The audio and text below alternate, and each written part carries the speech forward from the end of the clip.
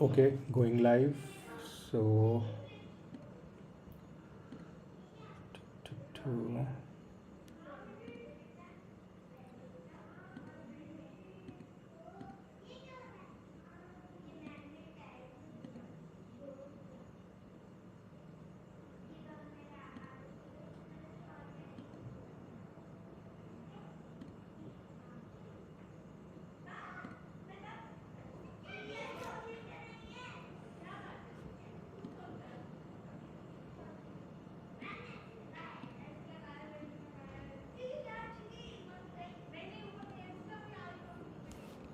yes, I think we are live. So, hello everyone. I'm Sanjay Gupta. I welcome you on Sanjay Gupta Tech School.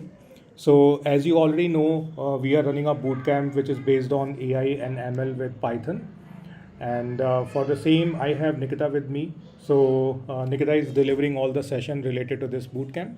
And just to recap, for this bootcamp, we have total 6 modules which are available in front of you. So, right now we are focusing on the first module, that is Python fundamental. So we have covered only one session in which she covered basics of Python and explained you like how you can install Python, and few operators we have discussed. So in today's session, few more things we are going to discuss, and she will be doing everything theoretically as well as practically, so that you can implement that. So so I think we can move on to the next slide, and uh, we can start with the bootcamp. So over to you, Nikita. So just give a quick recap, like what topics we have covered, and then we can start from there. Okay, so before you start, this is the slide that I like have in every session. Like, please like the video if you really like the session. So just hit the like button so that we have more and more reach across the globe. Okay, so over to you. Thank you. Hi, everyone. This is Nikita again. And today we are going to do some more operators in Python. In the previous sessions, we installed the Python, Sorry to we installed interrupt. the Python Can we from go? Python. Can we go to the next slide? Next, Yeah, yeah, yeah. one more. Yeah. I was just Okay, okay. doing I was just trying to, summate everything up and just trying to Okay, understand. deliver the things or connect the previous dots that I had already discussed. So just a moment I would take, for that reason. So I was just telling you about the operators that we have discussed, but before that we also had a thing called installation of PyCharm, and with before that we also incorporated in our PCs the Python interpreter. So you should know that you have to install the latest Python interpreter according to your operating system, be it Windows or Mac or whatever operating system you are using. You have to use it accordingly. Then you will go to PyCharm, and also in the PyCharm you will select the interpreter after installing that interpreter. So these are the two main things that you will have to do in order to execute any program. The thing is that in the previous session, there was one thing that was quite a disturbing one. That was that since the latest Mac operating system or latest Macs have come up with the Apple Silicon chips and not only the Intel chips, so there is a different uh, sort of DMG file for that. So you have to be very careful about what you are installing. Your Intel would not work into the Apple Silicon files.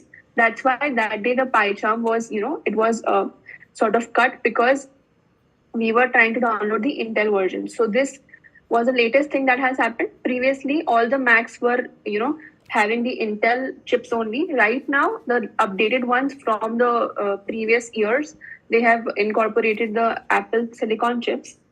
So for that, you will have to use a different PyCharm community edition. Just this thing was to be mentioned now, and now we can probably start. So we move on to the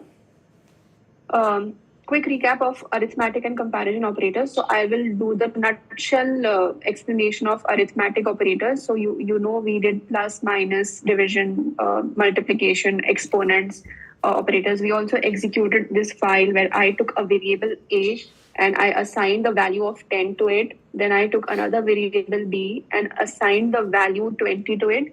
Please pay attention to what I'm saying because everything makes absolute sense over here because you should know what you're doing in the programming. So you are telling the computer or you are telling your IDE to execute what you are asking for. So if you are telling it that you have to assign the value of 10 to the variable 10 to the variable a, that's what it is done by a is equal to 10. So is equals to an assignment operator that we are going to study today. So I'll tell you about the assignment operator in a glance as we move forward in this session. Then b is equal to 20. That means value 20 is being put in the variable b for meanwhile. So this is going to be like every time it's not b is going to be 20. Of course, in a different file, I can use b is equal to 30. In a different file, I can use b is equal to 40, whatever I feel so. Right now, for this file, if I have written b is equal to 20, and I'm going to print b for it, then it is going to generate an output of 20 for me. That's the basic sense of programming. After that, if I increase the value of b, then only the new value of b will be generated and it is going to be assigned to the same variable b. But now you should know the value of b is going to be improved or improvised, right? So that's how the lineage, the programming happens. So here we have a plus b, we have b minus a, we have b by a. All of this was executed that day when we did our previous session. In case if there is any doubt, please don't hesitate. You can probably ask in the comment section, and we are available to answer any doubt that we can answer. So this is the basic fundamental mathematics thing that we did, right? Then we moved on to the comparison operators. The operators where we compare two values. Comparison means whether this is right or that is right, or are we actually making a like relevance, either this value or that value. So this sort of comparison is happening. X is double equals to y. It's just checking out whether both values are equal or not equal. Okay, and by that the output is going to be generated whether true or false. So dependent on what comparison operator you use, you have the output for that in the output window in the PyCharm. Whichever IDE you are using, I have no issues with that, but particularly PyCharm has been one of the good IDEs that we have been using. So that's why we mentioned that. Probably you can use other IDEs wherever Python interpreter is, used. Correct. So it is absolutely up to you to choose whichever one you want to. But here we are using the PC. Now we went on to execute the program where I told you about A double equals to B would mean comparison of the value of A with the comparison of the value of B, because they have been given a value with the assignment operator. So 40 and 10 are the respective values of A and B. And we know that the A is not equal to B. So guys, I have tried to explain over here that, A is not equal to B. This is the reason behind why it is going to generate an output of false. Okay, so we have also given you the reason over here. So A is not equal to B. So this is just the expression to express where I have written equals to / equals to, that means not equals to B. So that is why we are going to have a false for this output. Then we will have A not equals to B. So for this one, we had true as the output. Then we went on to print A is greater than B or A is less than B. So when I was giving that A is greater than B, so we know that 40 is greater than 10. So the output is going to be greater than B. So this is going to be true. That's correct. So true, why? Because A is greater than B. So I have given you the reason over here. A is greater than B. The output window is not going to give you the reason. It is just going to give you the output only. So this is just the extra effort that matter. Now you go on for the A is greater than equal to B or A is less than equal to B. So if A is greater than equal to B, it is going to return a true because either or any of the condition satisfies. So here A is greater than B, that is satisfying. Even though A is not equal to B, but A is greater than B, that is satisfying. So for this reason, we can say that the output generated is going to be true. Okay. And if A is less than equal to B, so we know that none of the condition holds true, neither A is less than B, nor it is equal to B, then it is going to be false. So false because A is neither less nor equal to B. This is how you have to understand whenever you are understanding a programming language, right? Then we will move on to today's session where we are going to discuss about the assignment operators. Now let's take a look on how assignment operators work. Okay, before we The move first on to, assignment of yeah, there is one sorry. question. In comparison operators can on comparison operators basically works with numbers only. So there is a question in the comment. So we can apply Yeah, comparison on into numbers only or like other data types also. yeah, numbers. Okay. Then we for other strings and all we will discuss it later. But currently we will only discuss about numbers only. The comparison operators would be working on numbers only. Yeah. Okay. Then we will move on to the assignment operators. So assignment operators, we have equals to, plus equals to, negative equals to. What does this actually mean? Is that in equals to, when I'm suggesting equal to, that means I am assigning any value to a variable, right? Your variable should be free from the gaps. Your variable should be free from all the reserved words that are there in the Python, right? Because the reserved keywords are those keywords which we do not use them as a variables. Okay, so that's for that reason we will use only those words which are like, I mean, apart from the reserved keywords, of course, we can use any word, but that should be free from all the spaces. It can have the underscore, but it doesn't have to have the spaces in the variable. Okay, so A is equal to B, A is equal to 10, 20, 50, whatever you wish to do, you can put into the variable. That is up to you, whatever value you want to assign. That's how the assignment operator, that is equal to operator, is used to assign any value to the variable of your choice. But you should keep in mind the intricacies about what variable name should actually look like. So there are some things that you should avoid, which of course when you will have some PDFs and all where you have these notes and all from us. So that's when you're going to even look at them, learn them up. But here, just in nutshell, I'm telling you that variables should be free from all the gaps, and there should not be any sort of a number in the beginning of the variable. And secondly or thirdly, there should be free from all the reserved keywords, because we can't use reserved keywords as the Python variables. These are some short points that you should keep in mind when you are creating the variable name.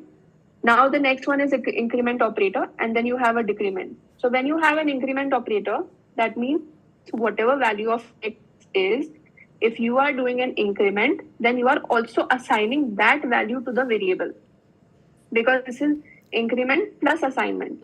Okay, so when you are increasing the value of x and you are still assigning also to the new value of the variable is assigned to the variable, that is when assignment operator would work. This is also a kind of increment cum assignment operator, where you are assigning the new value of the variable to the already existing variable. Correct. So I will execute this obviously, but just to tell you, I'm explaining this over here. So I have this written over here. First, we will understand it from the program, and then I'm going to take you to PyCharm to execute it practically. So you have x is equal to 50 over here, and then you have print x. Till here you understand that print is a function, that is an output function in Python, and it is going to print the value of the variable, whatever is inside of the bracket. Remember that x should not be in the inverted commas, otherwise it will be considered as a string. So it will directly print the x and not the value of x. Here it should be printing the value of x, which is 50. So currently at this stage, we have the value of x as 50. As soon as I'm going to move on to this one, the new value of x will change to 60, because I'm going to increment it, and I'm also going to assign the same value to x.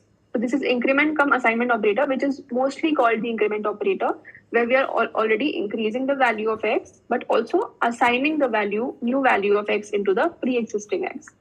Then it is also equal to. So x is equal to x plus 10 is just another expression to express that the same thing will happen over here. Now we know that till the second step, we had the value of x as 60. So the new value of x will be 70. Then you go to the decrement operator, which is the fourth step. X take away equals to 10. For this, 70 take away 10, 60 becomes the value of X, which is assigned in X. So if I'm going to print X over here, then it is going to display 60. Now, if I'm going to generate, like I wrote this intentionally so that you do not get confused whether this is correct statement or this, because both of them are correct. Hence, the last X will also execute. So X is equal to X minus 10 will also execute, making the value of the X exactly the same from where it started. 60 take away 10 is 50. So they both will do the same work. They both are absolutely same things. It's just that we have minimized way we write X is equal to X minus 10. So what we thought that, this could also be used. X minus is equal to 10 can also be used in place of X is equal to X minus 10. This was the only intention behind. So I'm going to do the assignment operator with you on the pie chart. So let's get on to it. There you go. So we are executing the assignment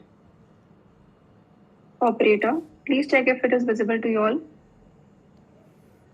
If it is not, then we can increase the font size. So let's say X is equals to 1 point. If we can increase, that would Yeah. be good.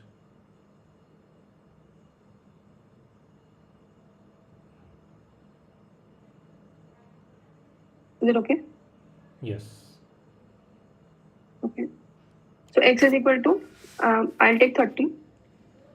Let's print this value. I'll print this value, X for you.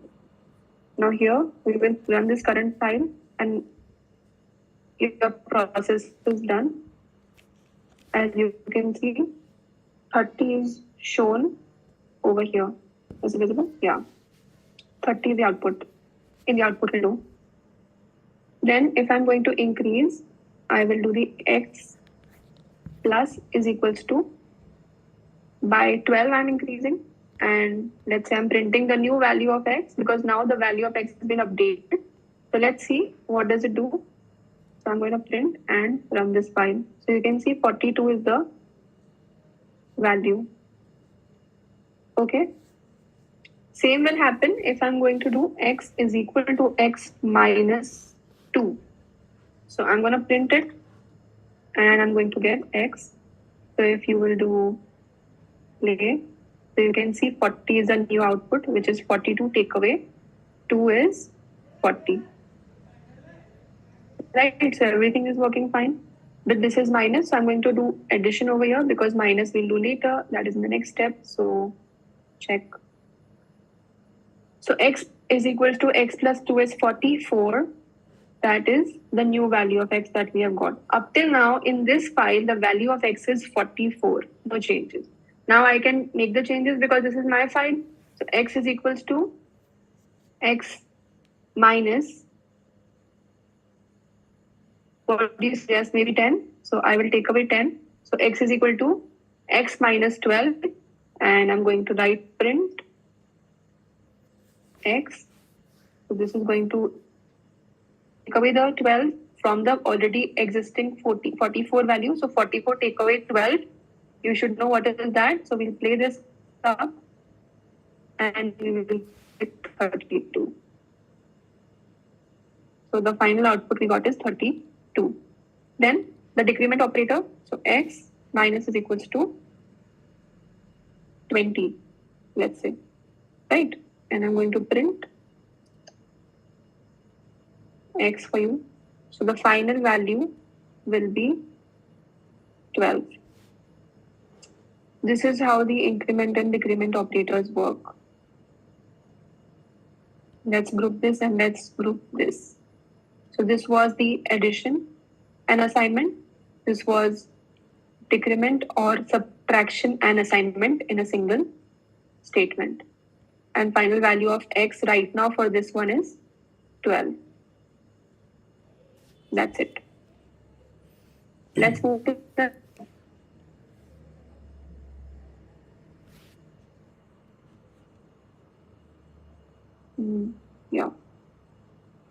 logical operators.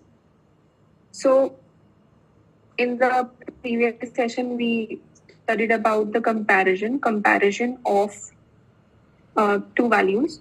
So we were looking at equals to, not equals to, but that was just restricted to one condition. Now here in AND operator, this is compare n number of conditions if you want. Okay, I can write x is equal to y, x double equals to y, and x is greater than y, and x is less than y.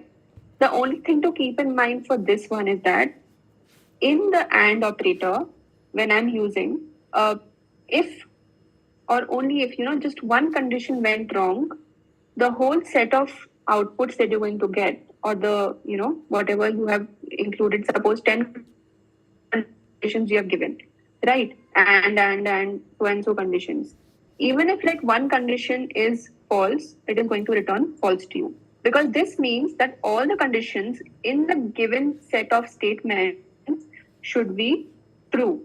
Only then you can have the output true. Other than that, it's not going to give you true in any case. So 10 statements are given, one is false. For all of them, it is going to generate false only as the output.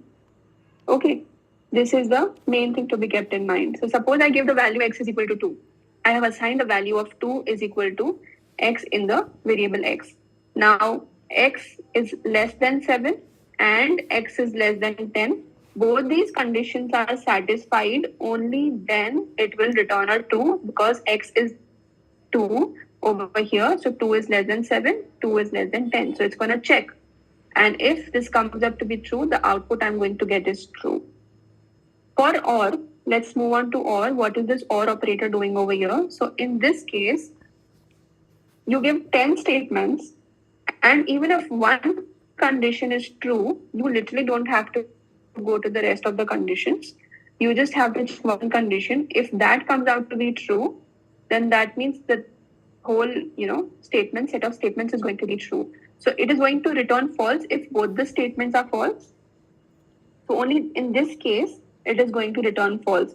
Other than that, for every other condition, it is going to be true. This works in the mathematicals also. This works in programming also, because maths and programming are pretty purely related to each other.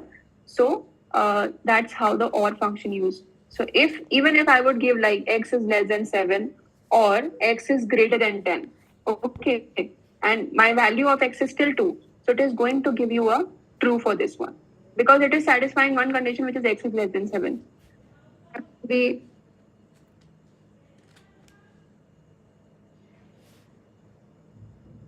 So it doesn't have to actually take care, and that's the implementability for OR. Then you go on to the NOT condition. NOT condition, or NOT operator basically, it is going to reverse the output. Okay, so suppose over here x is less than 7 and x is less than 10 is written, and I have still got the value x is equal to 2, and this is going to generate a true for that, because 2 is less than 7 and 2 is less than 10. So this is going to give you the output true. But what is NOT operator doing over here? It's just that it is going to reverse your result, and we are going to get a false for it. That's the result for NOT.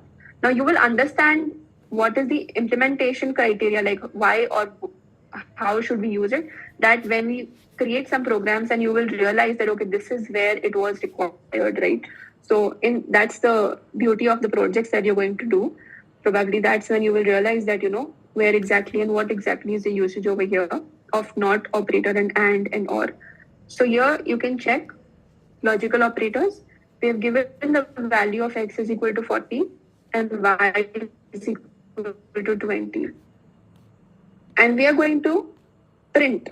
What are we going to print? X double equals to 20. So it's going to check if x is equal to 20 or what. But we know that x is not equal to 20. And so it's as soon as it's just going to AND, we can say that it is going to generate a false, because the first condition only is not true. The first comparison of x with a 20 is false.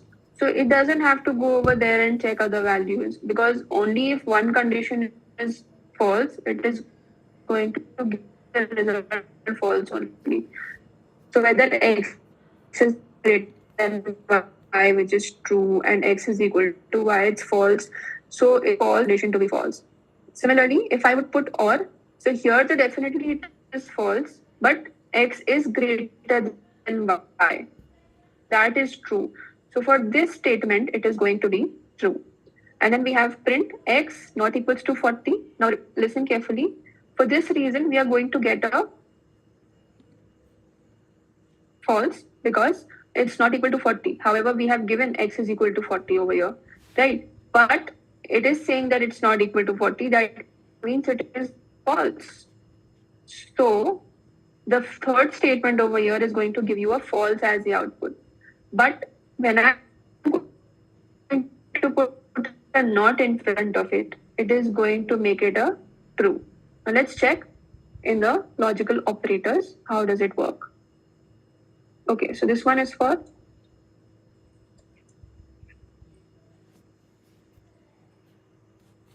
font size, yeah. Yeah, it is okay. So I'm giving x is equals to maybe 50 and y is equals to I'm taking as 20. Now I'm going to, let's say, print for you. So print x is equals to x double equals to y. And this is, we are comparing value of x with y, and you will now see the result. So I'm running this file. So you can see that it's a false over here because the value is not true. But I'll put a or, and let's say I will say x is greater than y, which is a true value, right? So now we'll check the output, and you can see the output is changed to true, right? So it just needs one where I'm saying that x is greater than x is greater than y. So this is true actually. So we'll check, and we are getting a true. But now if I'm going to do and x double equals to y, okay, and now I'm going to play, and you can see that this is coming out to be false. That's the beauty of and. Only one condition is required for all the statements to be like it for it to be generating a false. Then finally, let's compare. I'm going to print x is, let's say, not equal to 50 or 40. Sorry. 40. This should generate a true for us because value of x is not 40. The value of x is 50, right? But here we are saying that x is not equal to 40, which should generate a true for us. So I'll play and I'll check. So it's generating a true. Okay. Now I'll print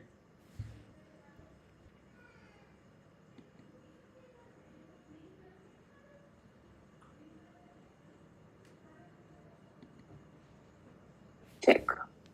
So you have condition and your output becomes false for the fourth statement. Why? Because still x is not equal to 40. That is true. But I have used a not operator which reverses the output. Okay.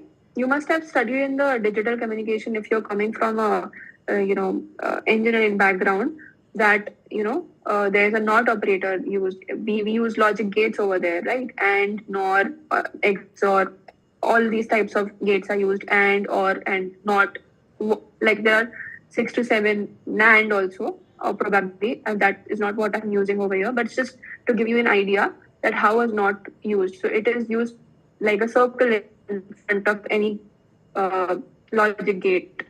Right? So that is going to reverse the output. Not, it is going to result a different output from what we expected. Okay, so that's what a not does. It is going to give the opposite, reverse out. So this is the application of and, or, and not operators, right? So Yeah. I just want to relate like those who are already good with the C or C++. Let's move on to the next one. Yeah, I'm just saying one Yeah. thing, like if you related it with the engineering background, so I think if anybody have already gone through C or C++ programming languages, so there also these three operators are available. So um, probably those who have gone through with any of the programming language before learning Python, they can relate this.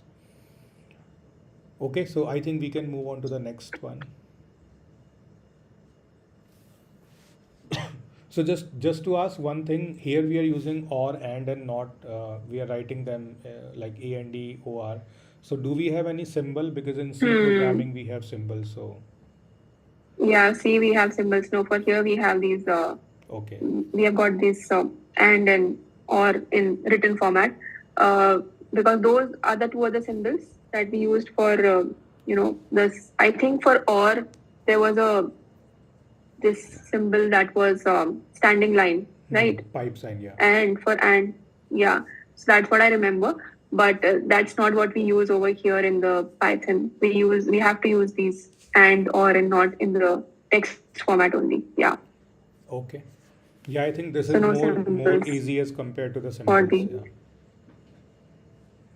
Yeah. yeah, it's very readable, na? So it comes out to be readable because somebody who doesn't know how an or looks like, Yes. would have used to happen with other people also, like this somewhere they did not know how to execute, and tough programs like challenging practice programs were given, obviously. So that's when has got a command, that's and we say that it is a readable language. So that's how it is easy to use and easy to execute. That's way. So let's move on to the membership operators now. We have got in and not in. Okay. In the in operator, what exactly do we have is it is going to return a true if the specified value that you have given is going to be present in the object that has been stated above. Okay. Similarly, not in is going to return uh, a true only when you have told that this letter is not existing in the above string. So suppose I say that Nikita is a string that you are taking. Now, string is a collection of characters. So characters is A, B, C, D, E, F, G. But string is, you make names out of it. That's what you call string, right? That is same in every programming language. Now in the string, what happens is, suppose my name is Nikita is what I'm taking, and you say that N is there present in the list that you've taken or letter that you've taken, right? So I'm going to execute this, and you will see that it is going to check if this particular letter exists in the whole statement or not. So if it is existing, then it will return a true. If it doesn't exist, it will return a false. Then you go on to the not in. So it is going to return a true when you have said that okay, this letter X is not present in the above string, right? So that is when it is going to return a true. If it is present in the string, it is going to return a false because you have written not in operator. So these are the membership operators in and not in. So this X in Y, this is the format how you have to use. X not in Y, this is again the format that you will have to use. So I'll tell you with the program how is it executed. So in the membership operators, we have got letter is equals to I've taken uh, a letter. Letter is not the meaning of the letter is not a letter over here. It's just a variable that I have taken. Okay, variable you can take any name, whichever you want. Okay, you could have taken my letter. That is also a variable. Okay, so letter is equal to welcome to my channel. Now here, if I'm going to check whether W is present in the letter or not in the letter. So W in letter. Letter means it is a variable from in which I have stored my whole string. Now W is going to be compared with each and every letter of that string, and it is going to generate the output. So for this one, it is going to have an output, and for this one, it is also going to have an output. But we will check there what is going to be the output because that's what you want to pay most of your attention in. So let's check it out. How does it go? Okay.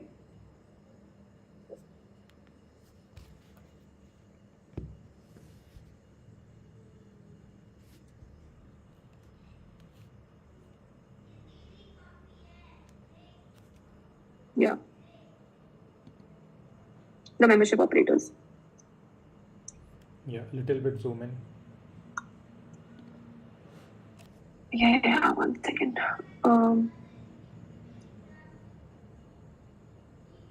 Okay, done. More it is. So I'm taking a letter. Yeah, increase little bit It is more. still not visible. Yeah. Yes, now it is. Okay. So I'm taking one, let's say, string, name string. Let's take a letter only. So letter is equal to welcome to my channel. So if you all are attending live, maybe if you all are, or we would like to have the output from you guys, whether true or false. Okay, so we are going to print. Let's say I'm taking um, W in letter, right? So what do you think should be the output? It should be true or false.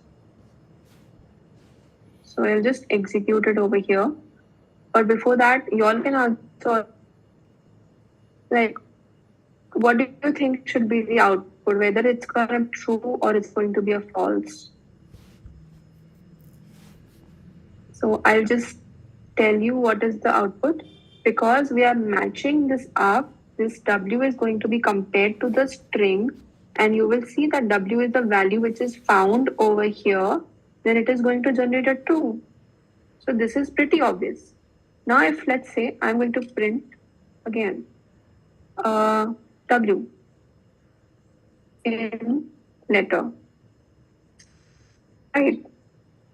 For this reason, what do you think it should be, a true or false? Like what exactly? Because we discussed about these things in the first session when I was telling you that this language has got a sensitivity where this small w is whenever it is compared to the w that is in the caps.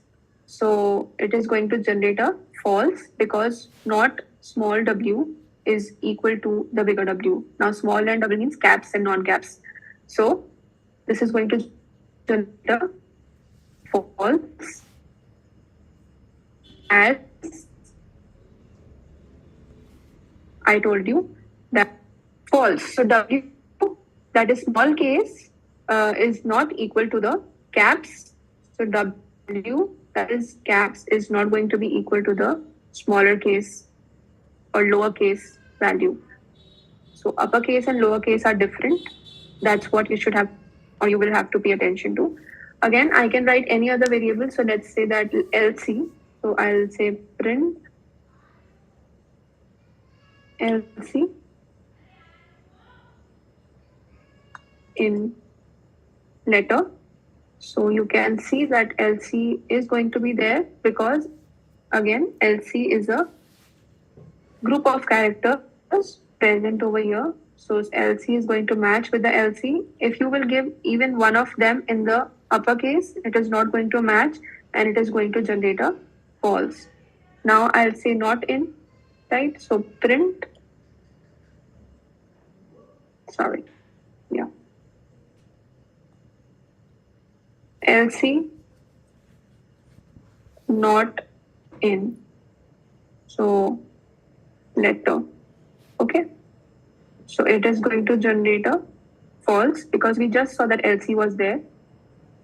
Then I'll replace it by, let's say, channel. Okay. So for this one,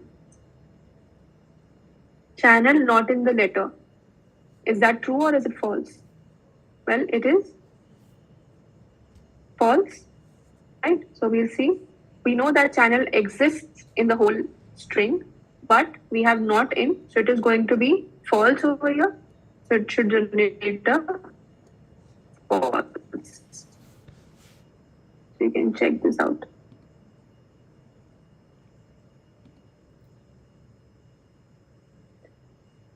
False is the output. This is how the in used. Okay. Data structure that I would explain it to you in the data classes. In Python, it is a sort of data structure, but I'll still say that I'm going to use it over here just to give you an idea of a fancy thing, 10, comma 20, comma 30, right? And if I this print is going to work over here also. So print, if I'm going to compare, so I'll say that 10, and we'll if it is able to find out in 10. So print 10 in list, right? So it's going to execute. One second.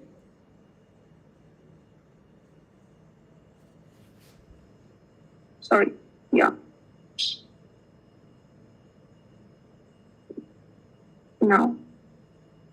So if 10 was in the list, we would say that it is going to give you a output.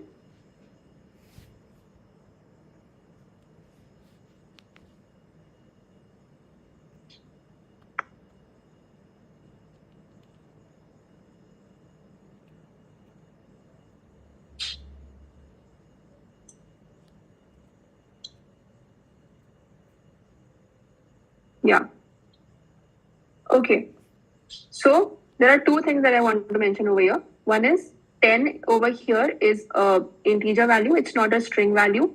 Secondly, you can see that I have written a string value over here. So for this reason, it is resulting into a false. If I'm just going to write a 10 over here, so I'll write a 10 print 10 in list. So you can see that it is going to return a true.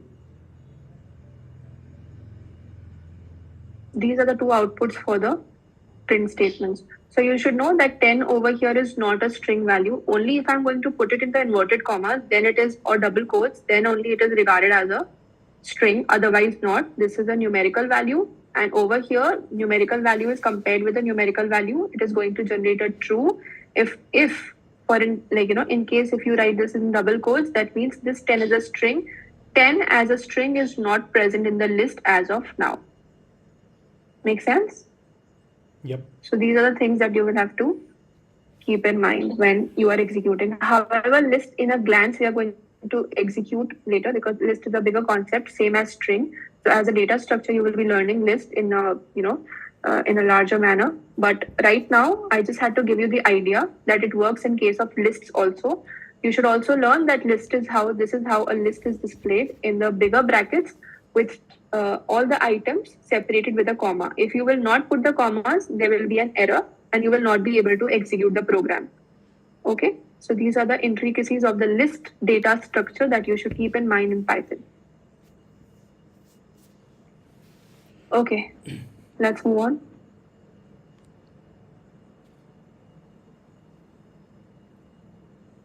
Yeah, so I have explained you print H not in letter. H over here, yes, it's certainly not there.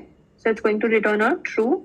C not in letter, it's going to return a false because C is present over here. So in and not in should be very clear. Again, we made a list 1, we made 100, 200, 300, 400. And then if I will print a 500 in list 1, then 500 in list 1 is not there. It is going to return a false. But 200 is in the list, so it is going to return a true.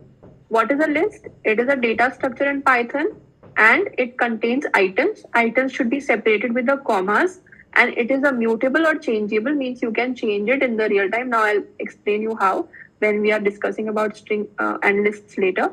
But yeah, you should know that this is a data structure in the Python. So that's all about the membership operators, in and not in. Now we will finally go to the identity operators. So you can see that is and is not are the two identity operators that you're going to study. Is when you return true if both variables are the same objects. That means you are comparing only over here. Again, x is y, x is not y. Okay. And then returns true if, is not. That operator is going to return true if both the variables are not the same objects. So let's see how does it work over here.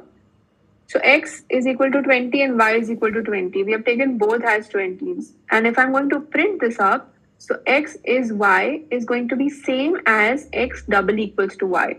So this here you should know that this is absolutely same as comparison only, but it's just that this is yet another operator that you can use or you cannot use. It is up to you. So this can use any of the two operators. Correct. You have to compare them. Whether you use is or double equals to, it's absolutely fine. And if x is not equal to y, then we are going to use the not equal to y also. So both will return the same outputs, and we are going to check this out in the identity operator execution. So yeah.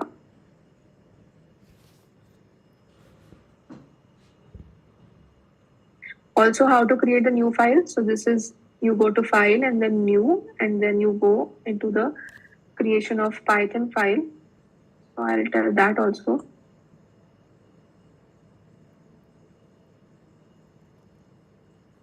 Here you have the Python file and name it with the, let's say identity.py is the extension.